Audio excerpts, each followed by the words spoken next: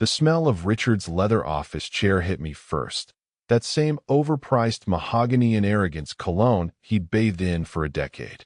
"Sit, Harold," he said, not looking up from his monitor. His Rolex glinted under the LED lights he'd installed to look more cinematic during Zoom calls. I'd always hated those lights. They made everyone look like cadavers. He spun the screen toward me. Catherine's laugh erupted first. High, melodic, the one she'd used at our wedding when I'd fumbled the ring. Then the image sharpened, her fingers tracing the lapels of Richard's Brioni suit, his hand sliding down to the small of her back, the exact spot where her tattoo of my initials hid under silk. The timestamp in the corner read 3:14 p.m., September 12th, our anniversary. Motivational material, Richard said, pausing the video on Catherine's parted lips. Thought you could use perspective. His grin was all veneers and venom. I counted the grooves in his molars to keep from lunging. 8. Always 8. You showed me a sex tape. My voice sounded alien, detached. Should I be taking notes? Or is this part of the new team-building initiative? Richard's left eyelid twitched, the tell he'd had since the embezzlement rumors started. Loyalty's a rare commodity, Hal. You've been loyal. Mostly. He tapped a key, and the video restarted. Catherine's moan synced perfectly with the hum of the office HVAC. But loyalty without vigilance. He leaned forward, the screen's blue light carving shadows under his eyes. That's just stupidity. My thumb found the chip in my wedding band, the dent from the time Catherine threw her champagne flute at me during the Trump impeachment debates. I focused on that jagged edge, let it ground me as Richard's words slithered through the room. She called you predictable last Tuesday. He paused, savoring the word. Over my ties at the Ritz. 3 olives in her drink, right? Always 3. The air tasted like battery acid. He wasn't guessing. Catherine's voice purred from the speakers. He still thinks I'm at book club. Richard froze the frame. Speaking of, how's her Little Women analysis going? Something glinted behind him. A Mont-Blanc pen lay discarded next to a stress ball shaped like the company logo. Standard rich boy decor. But the pen's cap was slightly ajar, revealing a USB drive inside. Custom job. I'd seen Diane, his sister-in-law, using identical drives last quarter. Here's your perspective. Richard tossed a severance packet on the desk. Sign this before Friday, and maybe you keep your dignity. Make a scene. He nodded at the screen where Catherine's bare thigh pressed against the edge of his desk, my desk, before he'd restructured me into a glorified secretary. Well, we both know how this ends. I stood, knees popping like firecrackers. 58 years old, and I still couldn't trust my body not to betray me. You're right, I said, buttoning my jacket. I have been loyal. For a split second, doubt flickered in his eyes. Good. I palmed the Mont Blanc on my way out, its gold nib digging into my flesh. The USB inside wasn't password protected. 23 video files. 14 spreadsheets labeled Project Phoenix, and 1 executable named Terminus.exe that smelled like malware. By the time I reached the parking garage, the shaking had stopped. I texted Catherine, late meeting. Don't wait up. Her reply was instant. Face blowing a kiss book, club running late too. The USB drive sat heavy in my pocket. I wondered if Richard knew Diane had been fucking with his toys. I wondered how loud he'd scream when I turned them all on. The Chardonnay bottle was still sweating on the counter when I walked in, the same $12 Trader Joe's label Catherine called quaint whenever her tennis friends visited. She stood at the stove humming Send in the Clowns, her grandmother's wedding ring clinking against the sauté pan like always. Normalcy as a weapon. Smells like burning, I said, nodding at the blackened garlic shrimp. She didn't turn around. Your mother's recipe. The bracelet caught the undercabinet lighting first, platinum links with diamond accents. Not her usual costume jewelry. Not even close. Richard wore the same design on his cufflinks during board meetings. Cartier's just in clue. Nail bracelet. Appropriate. New bling. I flicked a breadcrumb off the marble. Catherine's wrist jerked toward her sleeve. Fake. From Claire's. Since when does Claire stamp serial numbers? I grabbed her arm, thumb pressing into the engraving. KM09/12. Our anniversary date. Richard's idea of poetry. She wrenched free, shrimp scattering across the floor. Christ, Harold. Is this another midlife CSI episode? Should I expect fingerprint dust on my yoga pants? I let her storm out, tracking crystallized soy sauce under her sneakers. Same exit strategy as our fight about the Vegas charges last March. Same tells. The gym bag in the mudroom reeked of lavender disinfectant. Catherine hadn't set foot in a gym since Peloton released the divorce statistics.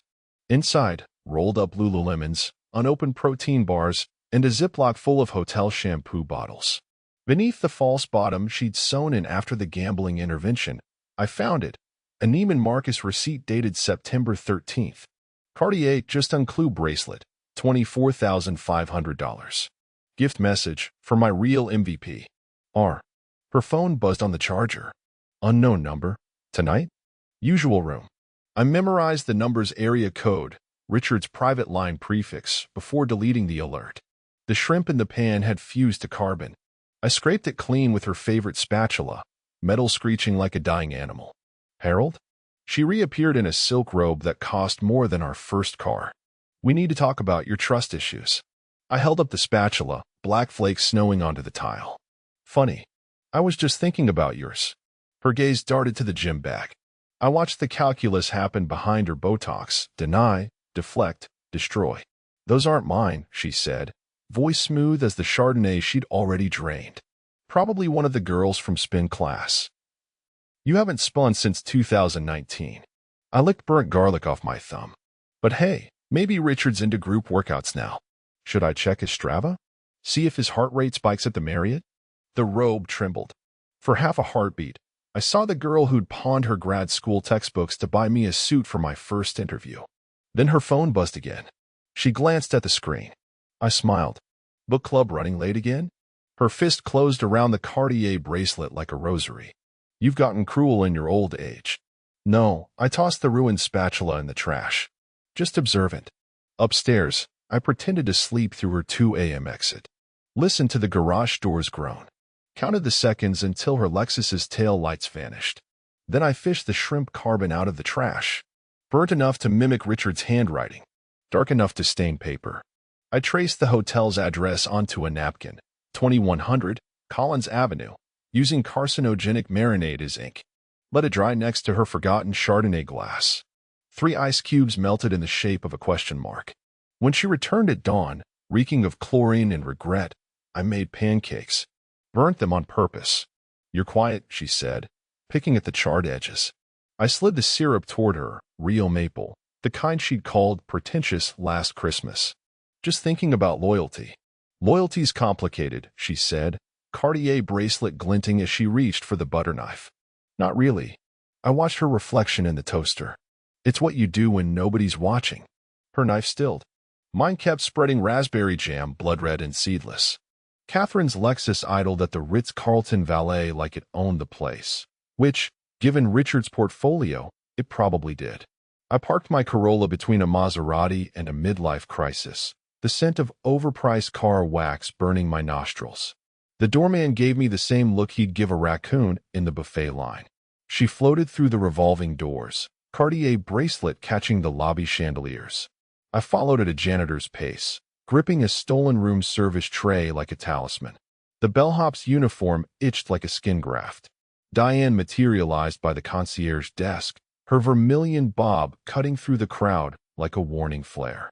She was arguing with a valet over keys to a black Tesla, Richard's company fleet model, though this one had custom plates. Peach NX, 1. Project Phoenix. The spreadsheets I'd skimmed last night flashed in my mind. Shell companies, offshore transfers, rebirth through financial arson. I said no GPS tracking. Diane hissed, stylitho denting the valet's polished shoe. Tell your boss I don't need a babysitter. Or a snitch. The valet palmed a key fob with a lotus emblem, the same logo on Richard's stress ball.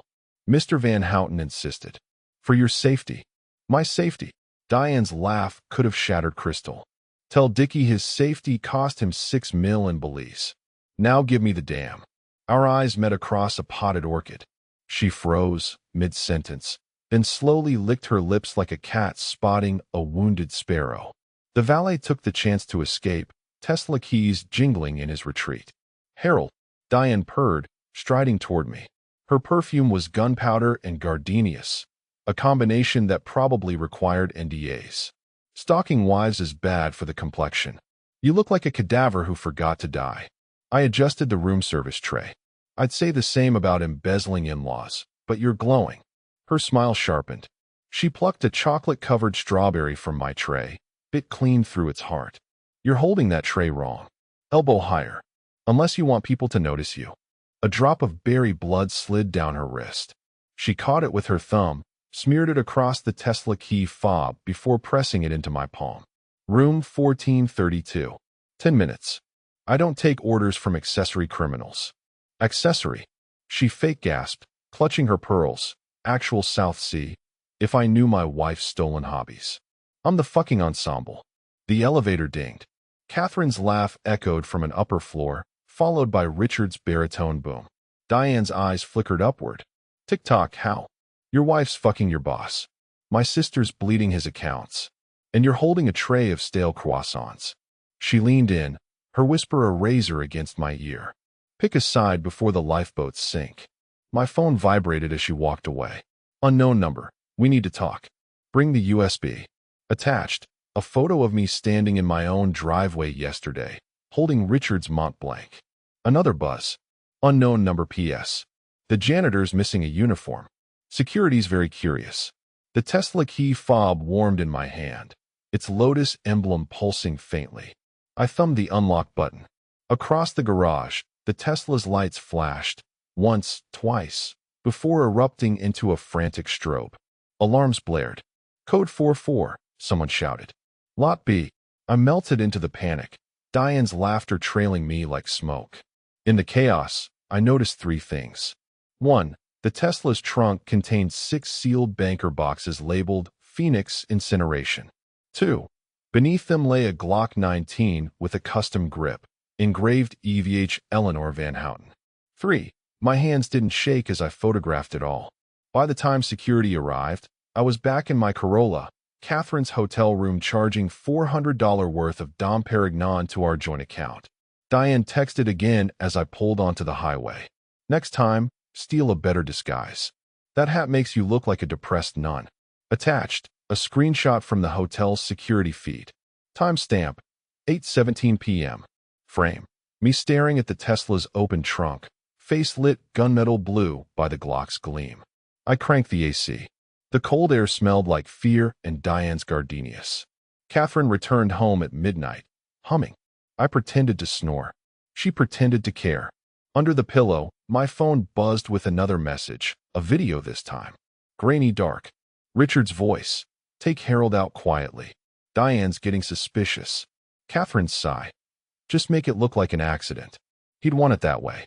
The timestamp glowed red. Today, 9:02 p.m. Right after she'd ordered room service. Right before she'd kissed him goodbye. I watched it 17 times. On the 18th replay, I noticed the reflection in Richard's office window. Diane's vermilion hair, barely visible behind the drapes. Smirking. Filming. Waiting. The gun's engraving flashed in my mind. EVH. Eleanor Van Houten's initials. Eleanor, who donated $50,000 to the NRA last Christmas. Eleanor, who'd once told me over canapes, love is just mutually assured destruction with better table manners. I saved the video to 3 separate clouds. Burnt another batch of garlic shrimp. Waited. Diane chose the abandoned mini-golf course for our meetup, the one Richard's company accidentally bankrupted last fall. Wind whistled through the decaying pirate ship, its Jolly Roger flag now a moldy dish rack. She sat cross-legged on the cracked volcano hole, sipping Dunkin' Donuts coffee like it was a $200 bourbon.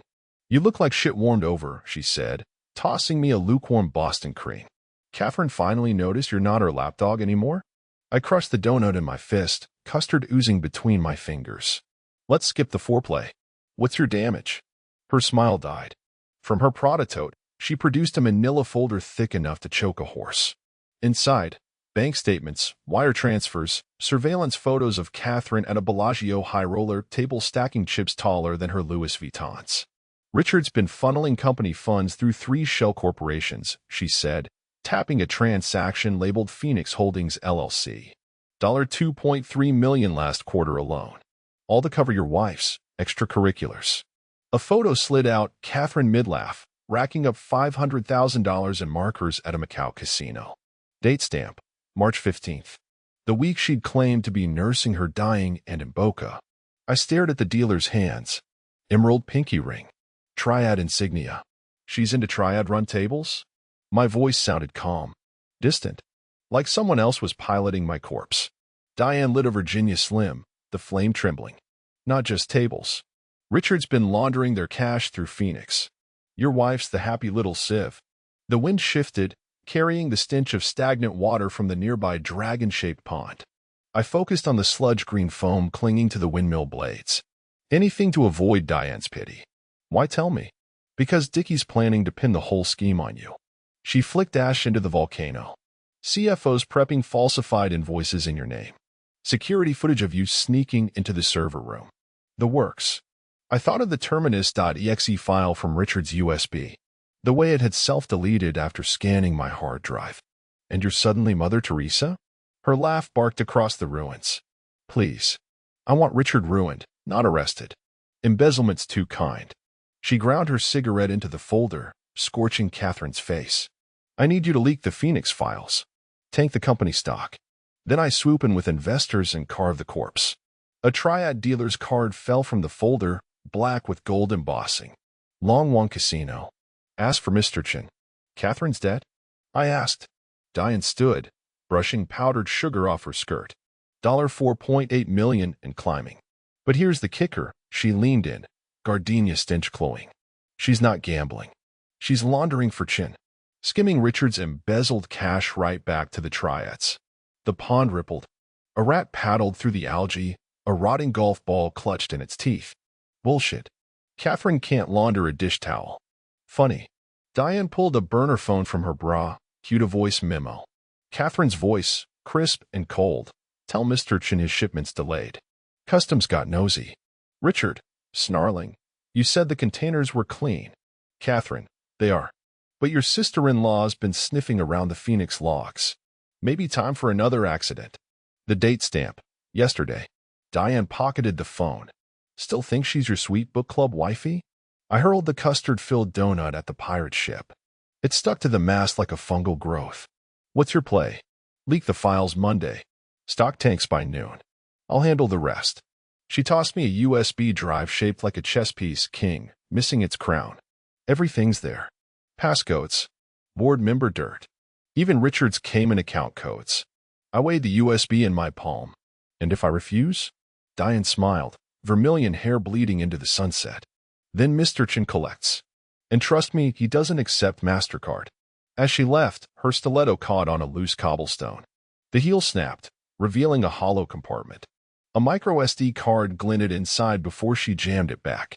I waited until her Tesla's taillights vanished, then fished the Triad card from the pond scum. On the back, in smudged ink, Warehouse 42B. Port Everglades. 48 hours. My burner buzzed, a Google alert for Long Wong Casino. Top result, a Bloomberg article. Triad-linked holdings acquire Van Houten Industries shares. Hostile takeover imminent? The timestamp. 15 minutes ago. Diane's voice echoed in my skull. She's deeper in this than you think. I texted Catherine, out for milk. Need anything? Her reply, face-blowing kiss just your sweet self. Attached, a selfie with Richard's hand on her thigh. Background, Warehouse 42BS address whiteboard behind them. I screenshotted it. Sent it to Diane. Added, you first. The rat emerged from the pond, golf ball abandoned. It stared at me, eyes gleaming with secrets. I threw the Triad card into the pirate ship's decay. Let the rats eat well tonight. The motel AC groaned like a dying smoker, vibrating the laminated Bible bolted to the nightstand. I'd chosen room 217 specifically, the same number as Catherine's first Vegas book club hotel. Poetic justice tastes like mildew and $8 vodka. Richard's cloud login took 7 minutes to crack. Not his birthday, not his wife's name, not the predictable Phoenix Rising bullshit. Password accepted, Catherine12, @ The screen flickered. Folders bloomed like tumors.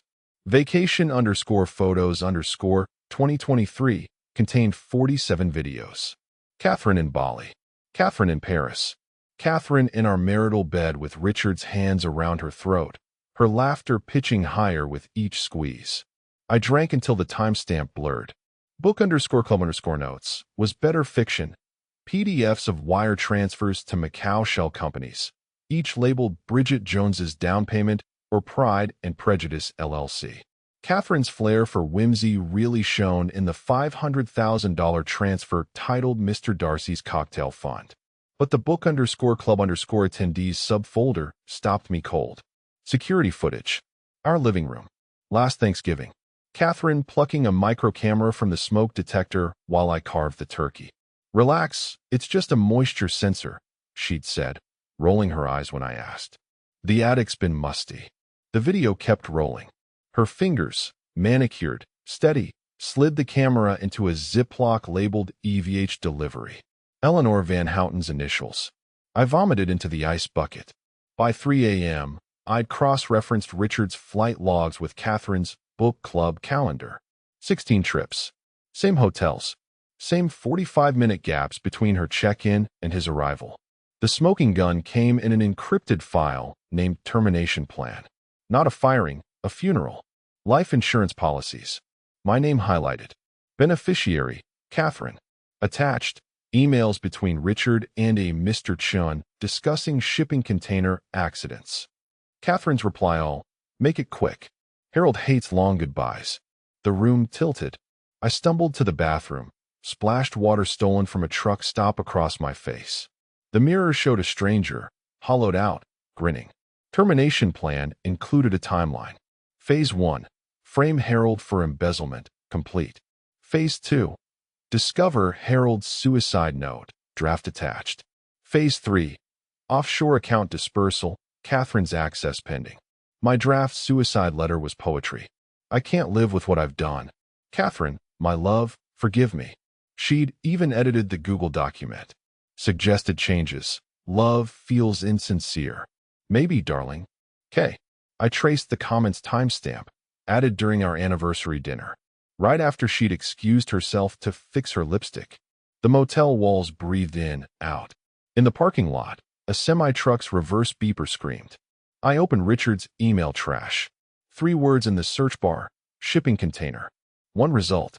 A booking confirmation for warehouse 42B. Scheduled demolition, tomorrow. Attached schematics showed structural weak points. Load-bearing columns to be accidentally severed during renovations. My face stared back from a sticky note on the PDF. Primary occupant. No witnesses. The truck outside roared to life. I packed slowly, methodically, taped the suicide note draft to the bathroom mirror, left the life insurance docs in the Bible, paid for another week in cash.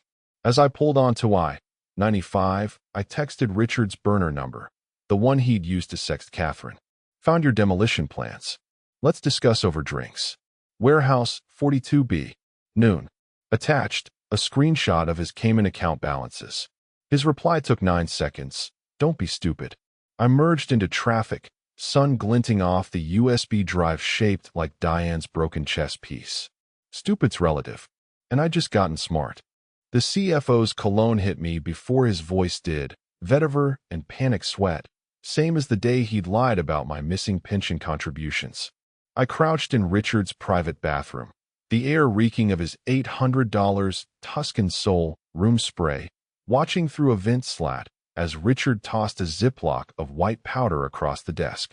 You're making this emotional, Richard said, tapping a dossier labeled Harold's Folly. Sign the audit report, plant the files, and the Bahamas stay yours. The CFO's Rolex trembled against the mahogany. This isn't what we agreed. The offshore accounts were supposed to be insurance. Richard leaned back, stress ball in hand, Lotus logo pulsing like a heartbeat. Funny, your wife's been using them as her personal shopping fund. He slid a photo across the table, the CFO's mistress boarding a yacht in St. Tropez. Eleanor's detectives are very thorough. I adjusted the bug, a hollowed-out chess piece from Diane's USB drive, wedged into the HVAC vent. Static crackled in my earpiece. Catherine called. I silenced it. She called again. And again. On the 4th ring, Richard froze. You hear that? The CFO blinked, sweat from his eyes. Hear what? Click. My shoe slipped on the marble tub, knee cracking against gold-plated faucets. The chess piece rolled toward the vent's edge. Richard stood, lotus stress ball clenched. Catherine's fifth call vibrated in my pocket like a live wire. I lunged for the chess piece as it teetered, and caught it midair, my wedding band screeching against the vent. Richard paused at the bathroom door. The CFO vomited into a $10,000 trash can. Get it together, Richard snapped, tossing him a monogrammed handkerchief. Harold's disciplinary meeting's tomorrow at 9. I want him in handcuffs by lunch. My phone lit up with Catherine's voicemail. They're saying the payment bounced. Call me back, or I swear to God. I crawled backward into the shower, scattering Eleanor's hairpins I'd planted earlier. The chess pieces mic picked up Richard's final threat. Remember, Harold's the cancer. You're just the scalpel. When their footsteps faded, I emerged, knees bloodied, and pried open Richard's humidor. Beneath the Cuban cigars lay a notepad with indented writing, pressure marks from his last memo. I rubbed a pencil over the page. Numbers emerged. Swift. Chaslel 2 C007. Account 773-00462-11. Beneficiary Lone Wong Holdings. I snapped photos just as my phone buzzed with a calendar alert. Disciplinary hearing. 9 a.m. tomorrow. Attire. Business casual, handcuffs optional. Catherine's follow-up text. Call me now, or I'll tell them everything. Attached, a screenshot of a failed $750,000 transfer attempt. Error message, insufficient funds. I texted Diane. Chin's Swift code compromised. Freeze it. Her reply. Too late. Check the news. Bloomberg alert. Van Houten Industries stock plummets after Triad linked account leak. I pocketed Eleanor's hairpins, each tip coated in adhesive, now embedded with Richard's fingerprints. At home, Catherine greeted me with a broken wine glass and a wire transfer form. Sign this, she hissed, pointing to our helic line. Or I'll tell them you've been laundering through my account. I noted the tremor in her hand, the chipped nail polish, the way her Cartier bracelet hung loose, pawn tickets peeking from her sleeve. Counteroffer. I tossed the chess piece onto the table. You wear a wire tomorrow. Record Richard confessing. Or I send Mr. Chin your Macau selfies. Her face collapsed. You wouldn't. I cued the video, Catherine giggling over a casino chip pyramid, Chin's triad tattoo visible on the dealer's neck. 9 a.m., I said, sliding the wire into her clutch. And Catherine, wear the blue dress. It matches the handcuffs. She fled to the bedroom. I waited 5 minutes. Checked the hidden air vent cam. Watched her text Richard. He knows about Chun. Move the meeting up. Richard, 7 a.m. Warehouse, 42B. Come alone. Behind her, the wire's red light blinked. Recording. I poured 2 fingers of Richard's stolen scotch, toasted the chess piece, and reprogrammed Diane's bug to transmit straight to Eleanor. Let the vipers eat their own. The USB snippet was 14 seconds long, just enough to capture Catherine's breathy, harder, Mr. CEO, and Richard's guttural, who's your real husband?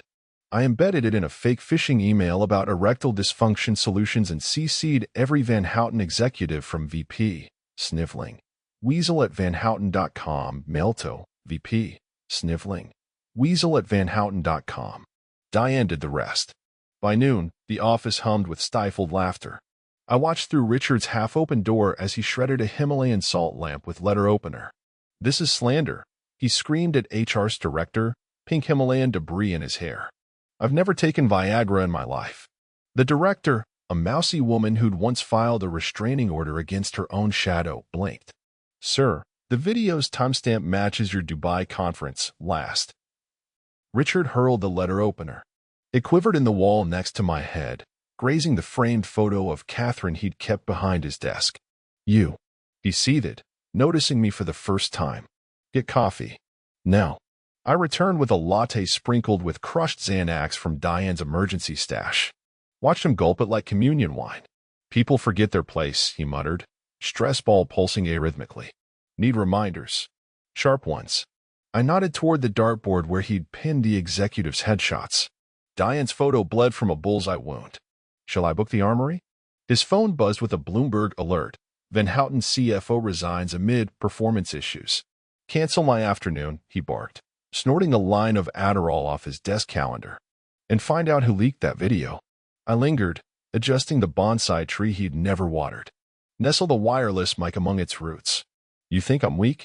He slurred, pupils dilating. I said, straightening his crooked family photo, Eleanor's face scratched out with a key. You're exactly what your father warned her about. He passed out mid-snarl. At home, Catherine's suitcase lay open on the bed, Louis Vuitton, a gift from Richard last Christmas. She was stuffing it with cashmere sweaters and a Glock 26. Found your little bonsai cam, she said, hurling the dirt-caked device at my head. Sick fuck. I caught it, noting the tiny EVH etched under the battery panel. Eleanor's handiwork. You're leaving? I asked, stepping over her discarded romance novels. How to Murder Your Husband bookmarked with a pawn shop receipt. She zipped the suitcase too fast. The side pocket bulged with something angular. I need space. You've become obsessive. I yanked the pocket open. Prenatal vitamins spilled out. Expired. Obsessive, I repeated, picking up a bottle. Or observant? She slapped me. The Cartier bracelet drew blood. I'm pregnant, she hissed. I wiped my cheek, smearing red across the ultrasound photo she produced, dated 2 weeks ago, back when she'd claimed her IUD was acting up. Congratulations. I tossed the photo into her suitcase. Richard finally figure out which hole to use? The Glock clicked. I raised Diane's USB King chess piece, the hollow one containing enough fentanyl powder to drop a rhino. Bang, I whispered. Her finger twitched. The doorbell rang. DHL delivered a package for Catherine, long, narrow, reeking of brine.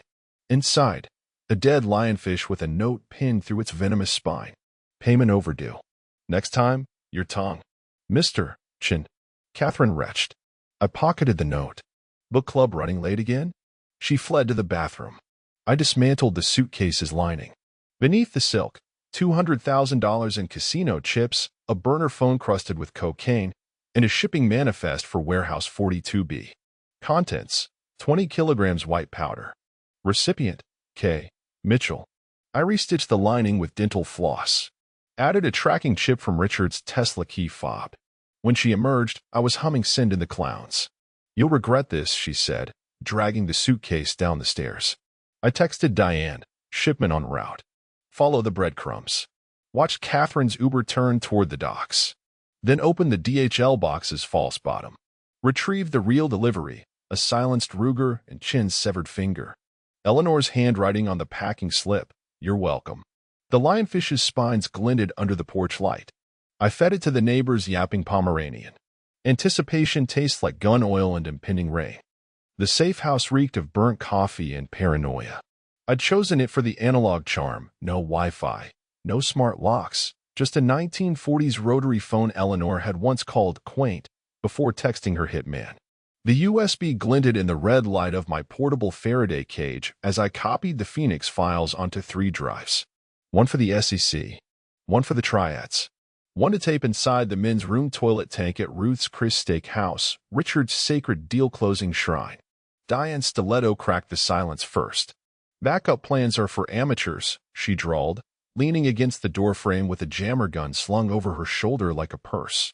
Her phone buzzed, a custom ringtone of Richard screaming objection during last year's shareholder meeting. I didn't reach for the Glock. Her smirk told me she'd already emptied it. You're early. I slid the third USB into a hollowed-out VHS tape labeled Die Hard. Appropriate. And you're predictable. She tossed a photo on the table, me burying drive number 2 in the community garden where Catherine grows her poisonous nightshade. Eleanor's been tracking your compost habits since 19. Says a lot about a man, what he buries. The jammer gun whined. All 3 USB drives sparked and died. I lunged. She sidestepped, peeling off her latex gloves to reveal fresh henna tattoos, Phoenix schematics winding up her arms. Relax, Hal. I'm here to streamline your workload. Her phone buzzed again. The lock screen photo seared my retinas. Diane and Eleanor at a vineyard, toasting with 82 Lafayette. Eleanor's wedding ring missing. Diane's hand possessively on her sister's waist. Cute reunion, I said, edging toward the fire axe.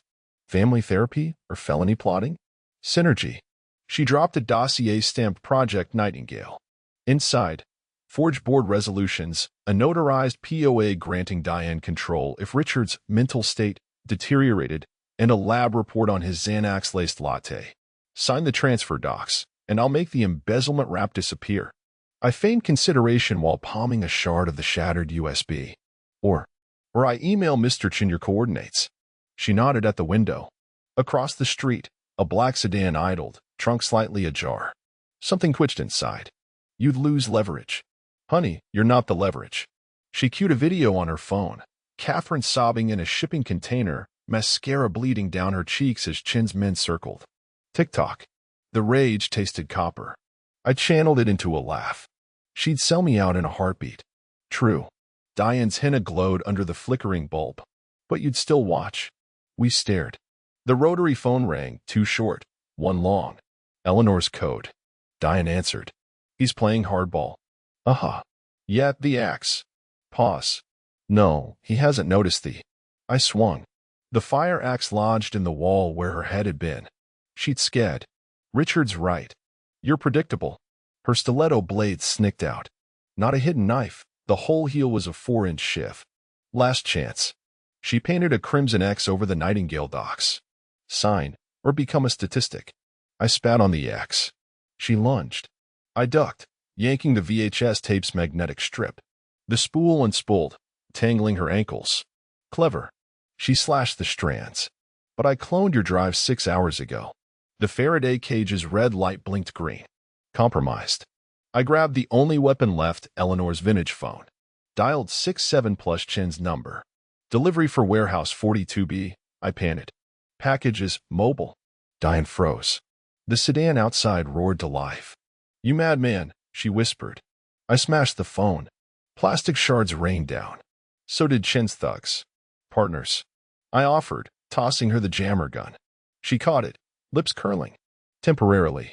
We exited through the dumbwaiter, her idea emerging in an alley reeking of expired truffle oil. One condition, I said, brushing rat fur off my blazer. Eleanor's next. Diane's laugh echoed off the dumpsters. Darling, she's been first since day one. Her phone buzzed. Eleanor's text, clean up your mess. Attached, real-time CCTV of Catherine escaping the container, armed with a shiv identical to Diane's. I committed the frame to memory, Catherine's bloodied smile, the triad tattoos on her captors' necks. Lone Wong. Phoenix. Nightingale. The pieces aligned. I handed Diane the shredded transfer docs.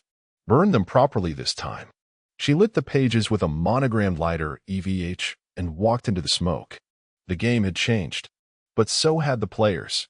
The apology tasted like gasoline and shame. Perfect cocktail for arson. I'd practiced the speech in the McDonald's bathroom, knotting my tie until it choked me. Richard's new security detail patted me down at the mansion gates, confiscating my phone, but missing the malware-laced stress ball sweating in my pocket. Custom job by Diane's hacker. Lotus logo replaced with a microscopic antenna. You look like a constipated nun, Richard greeted, feet propped on the same desk where he'd defiled my marriage. The wall behind him now featured a live feed of global stock tickers. Van Houten's shares bleeding chartreuse. I bowed my head, letting the tie's noose dig deeper. I acted unprofessionally. You acted like a cuckolded gerbil. He tossed a stress ball at my chest. Old model, cracked latex leaking memory foam. But since you're here, he nodded to a banker's box labeled termination final. Make yourself useful. Shred the evidence of your existence. The office reeked of kerosene and desperation. I pretended to fumble the shredder cord, kneeling to plug it in near his prized server rack. Diane's virus ball rolled from my pocket, blending with 7 identical decoys in his Zen garden fountain. Pathetic, Richard sneered as I fed my own personnel file into the shredder. 20 years reduced to confetti. The machine jammed. I reached in, accidentally slicing my palm on the blades. Blood dripped onto the server's ventilation grill as I clumsily unclogged the gears. Red droplets hit the motherboard's sweet spot. Diane's intel had been precise. Christ, get a Band-Aid before you Ebola my NASDAQ feed. He threw a monogrammed handkerchief. EVH stitched in Eleanor's trademark crimson. The wall monitors flickered. For half a second, every stock ticker displayed terminus.exe active. Richard didn't notice. I did. Grateful for the second chance, sir. I pressed the bloody handkerchief to my wound, smearing gore across his family crest. His phone buzzed. A calendar alert. Wheels Up 48H, Project Exodus. He silenced it. I coughed. Allergies. You're allergic to competence. He opened his desk safe, retrieving a Belize passport and diamond cufflinks. Now get out. I've got a conference call. The shredder whirred back to life. So did the security feed on his secondary monitor, gate cam footage of Catherine's Lexus arriving. I lingered, fixing the paper jam. Watched him straighten his hair in the reflection of his Emmy Award. Still here? One last question. I palmed the Belize passport he'd left on the desk, replacing it with a dummy from Diane. Why keep me around? He smiled, pouring 2 fingers of Macallan M, the bottle Catherine had gifted him last Valentine's. Same reason I keep fire extinguishers. Your cheap insurance. The monitors flickered again. Terminus.exe progress, 23%. Catherine's voice echoed from the hallway. Richard panicked, shoving me toward the service elevator. Out the back. Now. The elevator's security cam caught it all, him adjusting his crotch, me slipping his passport into the emergency toolkit. Diane texted as I hit the parking lot. Virus active. Exodus flight plan attached. P.S. Tell Kathy her tire tracker works great. I checked the mansion's live feed on my burner phone. Richard and Catherine arguing over his suitcase. Hers was bigger. The shredder in his office caught fire first. Then the servers. By the time the smoke reached the security room, Terminus would have already erased itself. All except the back door. My back door. The stress ball and the fountain dissolved, releasing a nano-drone that clung to the mansion's Wi-Fi router. Diane's voice memo arrived as I drove past the flaming gates. Tick-tock, how? She's packing his parachute and your coffin. I pressed play. Catherine's whisper, burn the house after. Harold's fingerprints are all over the rest drowned in static. I turned up the radio. Send in the Clowns came on. I sang along. The malware activation code was a joke only a middle-aged IT guy would get. 451 degrees Fahrenheit, the temperature at which bullshit burns. I typed it into a parking garage pay station, the concrete walls amplifying the staccato clack of each keystroke. Above me, the office tower's lights began dying floor by floor like a digital hourglass. Richard's scream pierced the stairwell first, primal, operatic, the sound of a man realizing his life's work now belonged to a backdoor algorithm named after his wife's vibrator. My burner phone buzzed. Diane, nice fireworks. Now run. But I stood frozen, watching my reflection warp in the parking ticket machine's greasy screen. What if Eleanor didn't come? What if she'd known all along? What if? The text sent itself. Programmed last night during my 3 a.m. Chardonnay bender. Anonymous, Eleanor, your husband's office. Now. Attached, a live feed of Richard smashing his monitors with an Emmy statuette. I tasted battery acid. Adrenaline. Catherine's cherry lip balm from our first kiss. The garage gate arm snapped as a black SUV rammed through. Security Chief Malone, ex-cop, ex-con, ex-everything, leaned out the window, sniffing the air like a bloodhound. His flashlight beam licked the Corolla's bumper. I stepped into the elevator, pressing B for repeatedly like it mattered. Malone's boots echoed closer. Hey, maintenance only after. The doors closed on his snarl. Too slow. His mag light shattered the gap, spraying glass shards that embedded in my blazer, the same one Catherine had tailored for Richard's birthday. Poetic. The elevator stank of Richard's cologne and panic. I pried open the control panel, yanking the red emergency phone's wires. Twisted them around a USB drive preloaded with falsified security logs. Malone's radio squawked below. All units, shooter reported on 12. Hostage situation. Diane's handiwork. The elevator lurched. Stopped. Floor 14, Richard's sanctum. The doors opened to chaos. Richard stood atop his desk, swinging a fire extinguisher at the last functioning monitor. Catherine cowered behind the wet bar, clutching a Bali souvenir knife to her own throat. "You did this." Richard hurled the extinguisher. It cratered the wall inches from my head. "You third-rate tech support motherfucker." The fire alarms cut him off. Not my malware. Eleanor. She entered like Cleopatra on Xanax, trailing two stone-faced men in bespoke suits. Her pillbox hat veiled a fresh black eye. "Darling," she purred, stepping over shattered Himalayan salt. "Having a tantrum?" Richard froze mid-swing. Catherine's knife clattered. Malone's boots thundered up the stairwell. I slid the USB into the emergency phone's corpse, initiating phase 2. Terminus.exe isn't just malware. It's a eulogy. The office TVs blared to life. Every screen looping Richard's greatest hits. Him snorting coke off a junior analyst's thighs. Him signing the order to offshore 300 jobs. Him sobbing in Eleanor's closet, begging her father for another loan. The crowd gathered. Malone raised his taser. I stepped into the server room's chilled darkness just as the building blueprints indicated. The door sealed behind me. Air vents clicked. Lockdown protocol. Through the bulletproof glass, I watched Eleanor open her vintage Dior clutch, produce a thumb drive matching the one in my pocket, smile at me, then stab it into Richard's neck. His scream harmonized with the sirens. My phone died. So did the lights. In the blackness, I counted the steps to the secret exit Diane had drunkenly described at last year's Christmas party. 11 paces north. Feel for the loose panel. Behind it, a ladder leading to the sewer tunnels Richard had built for stress relief. The stench hit first, human decay and wasted millions. The gun's muzzle pressed to my spine second. Wrong turn, Hal. Malone's breath reeked of Slim Jims and loyalty. The taser sparked. I swung the USB drive like a knife. It connected. He laughed, then convulsed as 10,000 volts cooked his nervous system. Diane's gift from the Tesla's trunk. His body blocked the sewer grate. I climbed over it. The last thing I heard before the sludge swallowed me whole was Eleanor's voice over the PA. "Don't bother searching, gentlemen. The hacker's long gone." A lie, but an elegant one. Just like our marriage. Just like my escape. The dread crystallized then, sharp, sweet, familiar. She knew.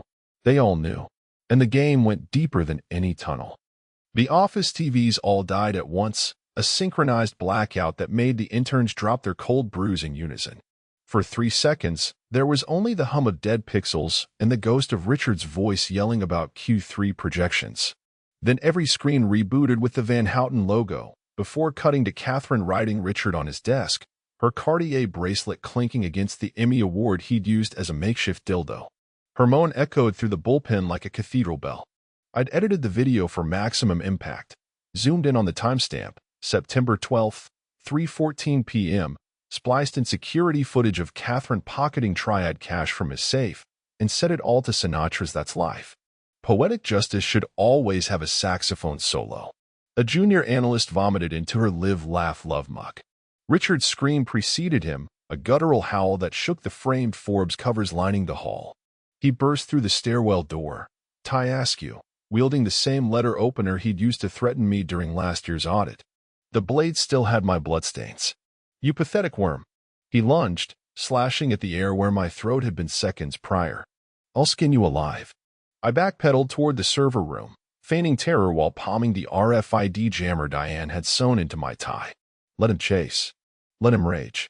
Let the live stream keep rolling as Catherine's falsetto, "Oh God, yes," synced perfectly with the fire alarm drills. "Come on, Dickie," I taunted, ducking behind a water cooler. "They're calling you a pioneer on Reddit. First CEO to fuck his mistress and the shareholders simultaneously." He hurled the letter opener. It embedded in the wall beside my head, vibrating like a tuning fork. Behind him, employees filmed the meltdown on their phones, #corporate collapse trending by the third retweet. I yanked the blade free. "Careful. These cost more than your child support." He charged again, a bull with a Rolex. I sidestepped, letting him crash into the ESG initiative display.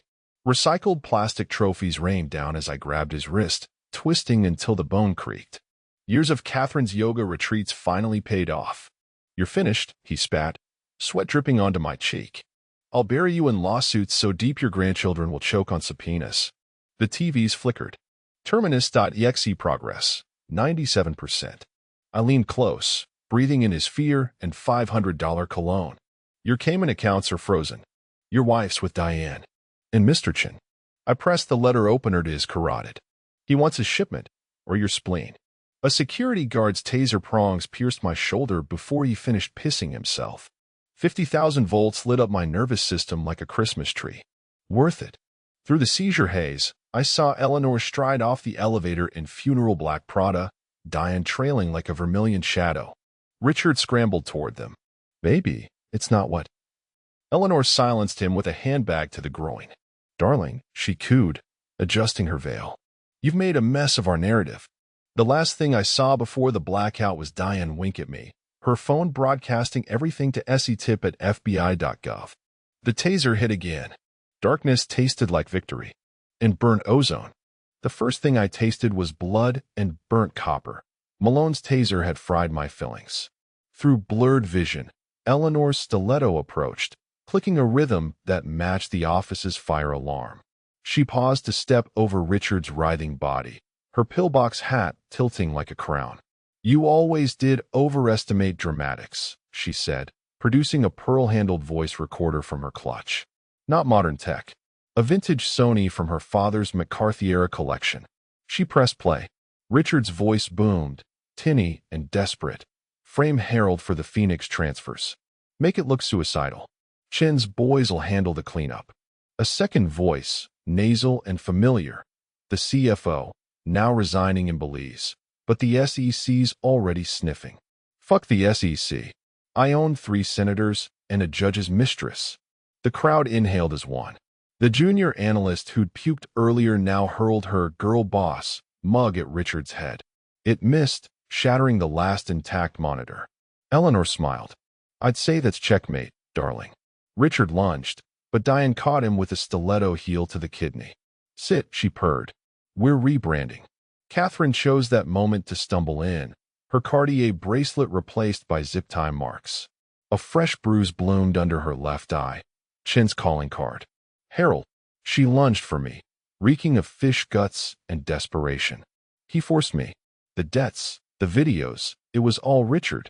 I let her claw at my shirt, her nails snagging on the bulletproof vest I'd worn since finding Terminus.exe.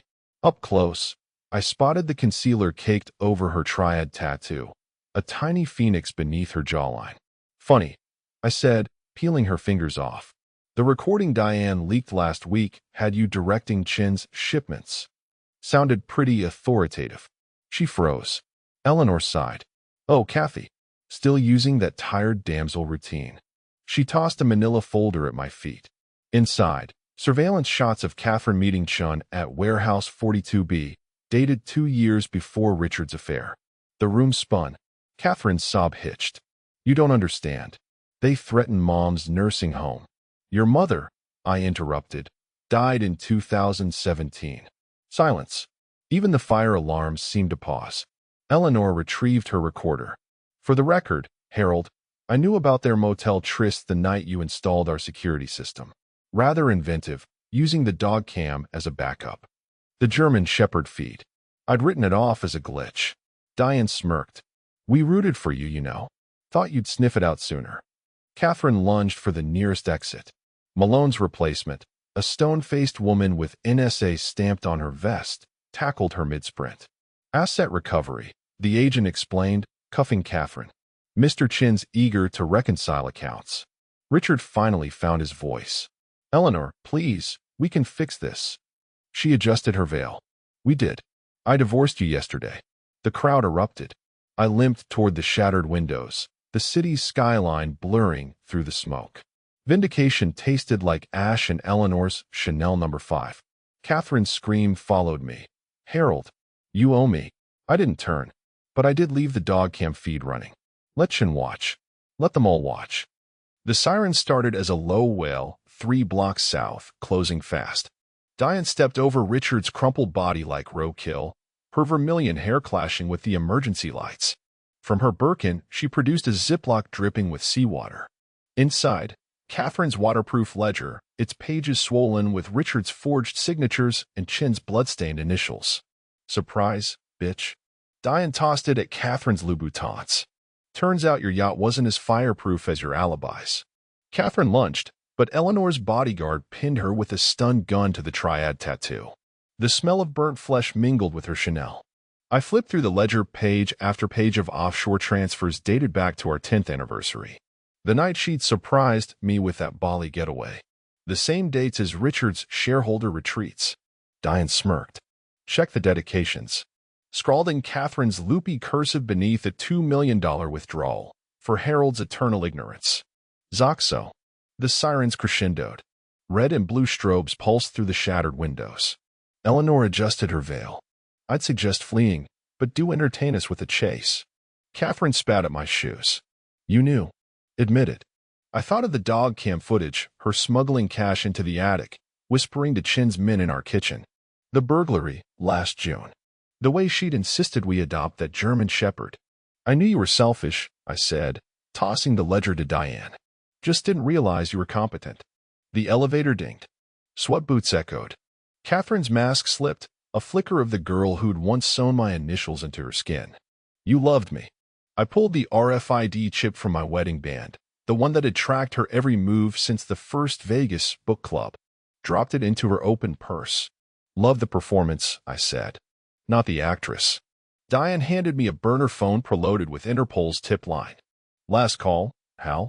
Eleanor's bodyguard unbolted the service exit. Catherine screamed something about the pregnancy test, the expiration date I'd memorized. The due window that never added up. The SWAT leader's bullhorn drowned her out. Harold Mitchell, come out with your hands up. I turned to Eleanor. The cameras. Already looped. She gestured to Diane, who cued footage of me leaving via the sewer grate. You have 90 seconds. The stairwell door burst. I palmed Diane's car keys, the Tesla with PHNX, 1 plates. Catherine's final plea, the baby's yours. The lie hung there, limp. I tossed her the stress ball from Richard's desk. Give that to the kid. Heirloom from Grandpa. The siren swallowed her curses. As I hit the garage, the phone buzzed.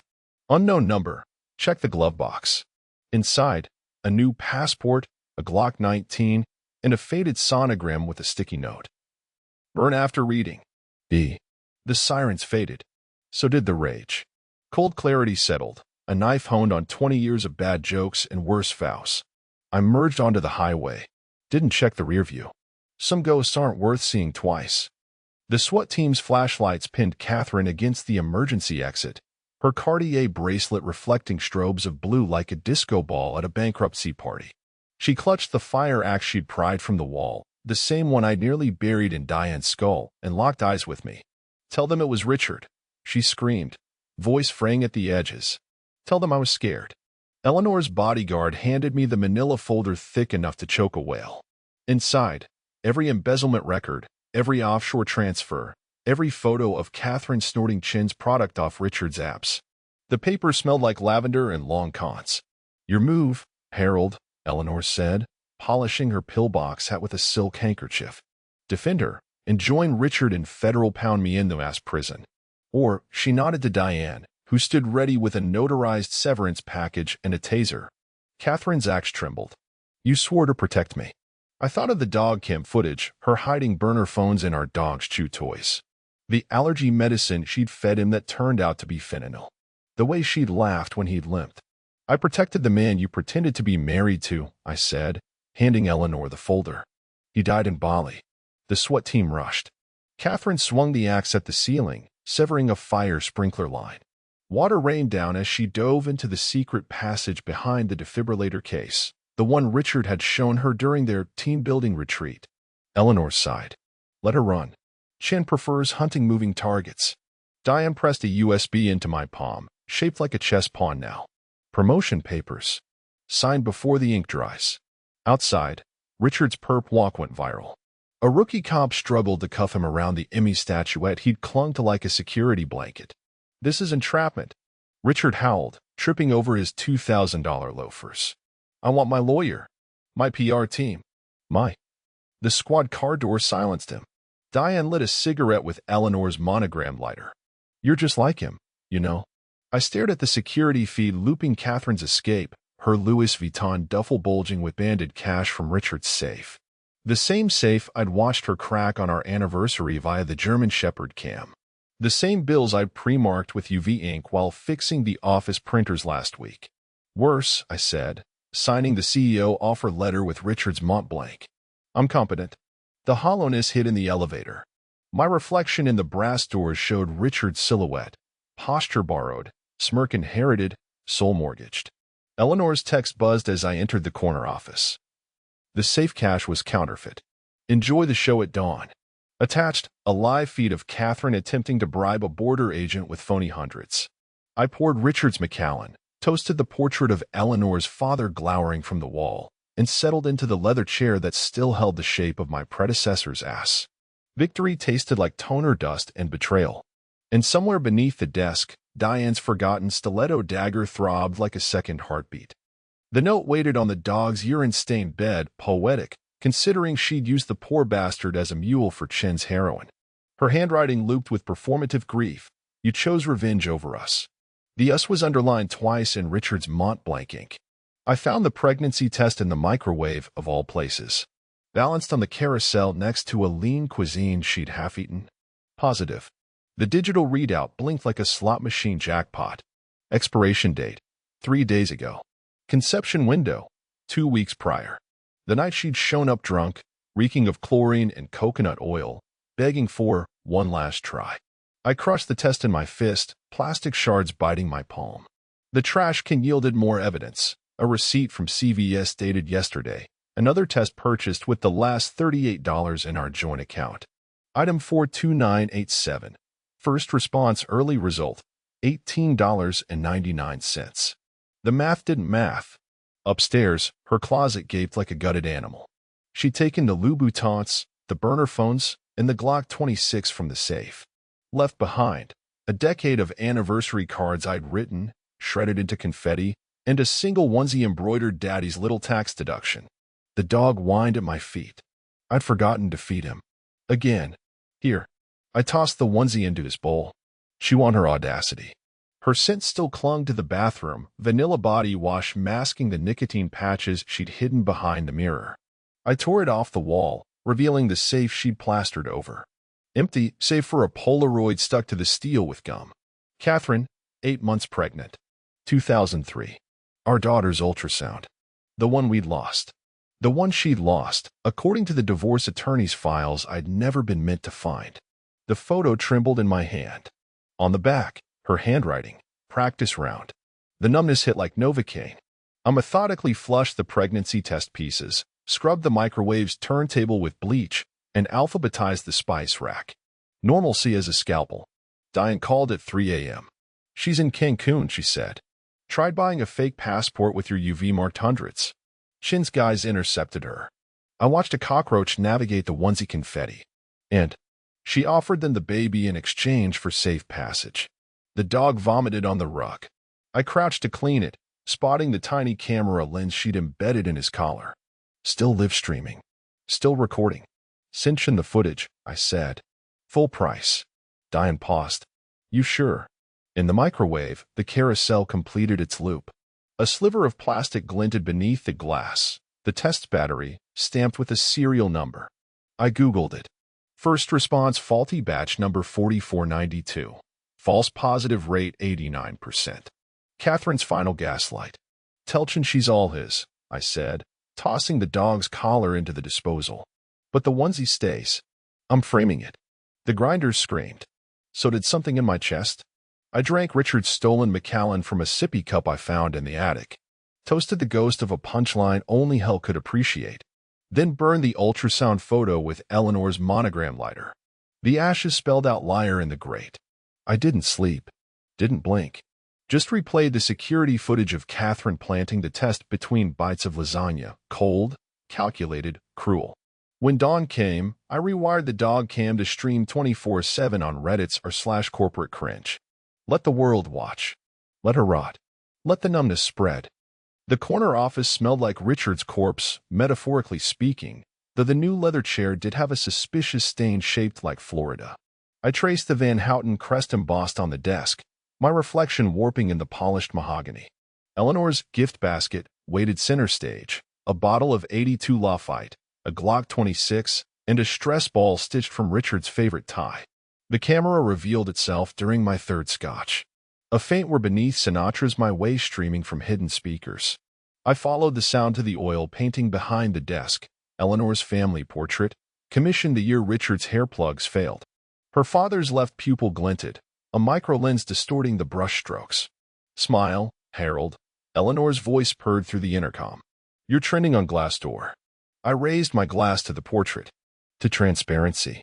She materialized in the doorway, holding a tablet live streaming my every twitch. You'll find the surveillance less intrusive than Catherine's methods. Usually. I nodded to the painting. Your dad's eye following me to the John too? Only if you've got performance issues. She tapped the tablet, zooming in on the stress ball. Diane's idea. She thought you'd appreciate the symbolism. The ball oozed black foam when I squeezed. Buried inside, a USB drive labeled Terminus 2.0. Promotion comes with upgrades, Eleanor said, adjusting her veil to hide the bruise from Richard's arrest scuffle. The malware was always mine, you know. Richard just beta tested it. The scotch turned to acid. All those late nights debugging code, the server crashes I'd blamed on incompetence, each glitch a breadcrumb leading here. I slotted the USB into Richard's old laptop. The login screen greeted me. Welcome, CEO Mitchell. You groomed me, I said. We groomed each other. She produced a key from her pearls. Warehouse 42 BS Master. Diane's handling the Catherine situation. I'd avoid seafood for a while. The camera word. I muted Eleanor's feed, but the portraits I tracked me to the window. Sunset bled across the city, same crimson as Diane's hair. Somewhere below, a news helicopter circled the building. Disgraced CEO's replacement speaks at 8. Eleanor's perfume lingered after she left. Chanel No. 5 and something medicinal. In the desk's secret compartment, triggered by pressing Richard's molar fillings in the right sequence, I found his real legacy. 1. A ledger of every employee's extramarital affairs. 2. A vial labeled cyanide, tropical flavor. 3. A sticky note. She's watching. I restocked the cyanide with Splenda, left the affairs ledger open to Diane's page, and pocketed the note. At 7:59 p.m., Eleanor texted, "Don't disappoint me like he did." Attached, security footage of me swapping the poison. I toasted her lens with the Lafite, drank deep, and emailed Shin the warehouse keys coordinates. Let the games begin. The motel's neon vacancy sign buzzed like a dying wasp, its flickering glow revealing Catherine through the torn curtain. Room 217, same number as our first anniversary suite. She sat on a stained mattress, the Cartier bracelet replaced by a CVS ankle monitor, her face lit by a burner phone's glow. Took you long enough, she rasped, eyeing the duffel of cash I'd pre-marked with RFID powder. Diane send you to finish the job? I tossed the bag onto the lice-infested carpet. She doesn't know you're here. A lie. The air reeked of Diane's gardenia perfume. She'd texted me the coordinates an hour ago. Catherine laughed, the sound jagged. Still playing the hero? She lifted her shirt, revealing a jagged scar above her hip, Chin's farewell gift. He took the baby. Said it looked too much like you. The ice in my veins thawed for half a breath. Then I noticed the pregnancy test wrapper in the trash, same CVS lot number as the false positive. Diane showed you the videos, she said, clutching a faded onesie I didn't recognize. The ones where I cried on command? She directed every tear. Make him believe you're trapped, she said. Make him save you. I kicked the duffel closer. There's $200,000. Disappear. Never contact me. The end. She stood, wincing, and pressed a USB into my palm, shaped like a pacifier. Check the files. Timestamp the night you saved me from Richard's gala. The footage played on my phone. Diane coaching Catherine in our living room. Tell him Richard forced you. Cry when you mention the baby. Catherine's finger traced my wedding band's dent. I wanted out. Diane promised protection. Then she trembled, authentic for once. I zipped the duffel. Bus leaves in 20. Belize. New name. New lies. She grabbed my wrist, her nails drawing blood. The baby might have been yours. The night you. Her voice broke. The night I almost told you everything. Memory surfaced, her drunken confession months ago, slurring about ocean too much. I'd written it off as Cabernet truth. A train horn drowned her next words. She shoved the onesie into my jacket, hand-stitched with property of Grandpa Dicky, and fled. Under the mattress, I found Diane's parting gift, a sonogram dated the week of the gala. No name, no fate, just a shadow that could have been a child, or a Rorschach test. The RFID tracker pinged Catherine boarding a Greyhound. I let her run, but kept the onesie, just in case. The chess pawn USB warms in my palm as I purge Terminus.exe from the servers. Eleanor's cameras capturing every performative keystroke for her nightly highlight reel. Let her watch the dutiful puppet. Let her think she's won. The real magic happens in the shadows. 3 encrypted backups bloom across offshore servers, each containing 1. Eleanor's blackmail tapes, including her father's McCarthy-era interrogations. 2. Diane's offshore account codes, conveniently linked to Chin's shell core. 3. A 4 a.m. video of Richard sobbing into Catherine's onesie, poetry. I leaned back in Richard's chair, now reupholstered with leather from his yacht seats. The portrait's lens was hungry. For the record, I tell Eleanor's ghost in the glass, I'd have voted for Nixon too. The intercom crackles with her delayed laugh. My phone lights up, Diane's burner number. Unknown. Check the Tesla. In the garage, the PHNX-1's trunk gapes. Inside, Catherine's anklet monitor, sliced clean. A onesie swaddling Chin's severed thumb drive.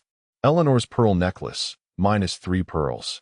Under the spare tire, a note in Diane's jagged scrawl. Terminus 3.0 drops at midnight. Smile for the cameras. Back upstairs, I feed the pearls into the office's vintage shredder. Watch them pulverize into dust that smells like dead dynasties. The portrait's eye blinks. I wink. Unknown, Diane she knows. Unknown, Eleanor we all do. The server logs refresh. Terminus 3.0, uploading. I pour 2 fingers of Richard's cyanide spiked Macallan. Leave 1 glass empty. The game's not over. But the board's mine.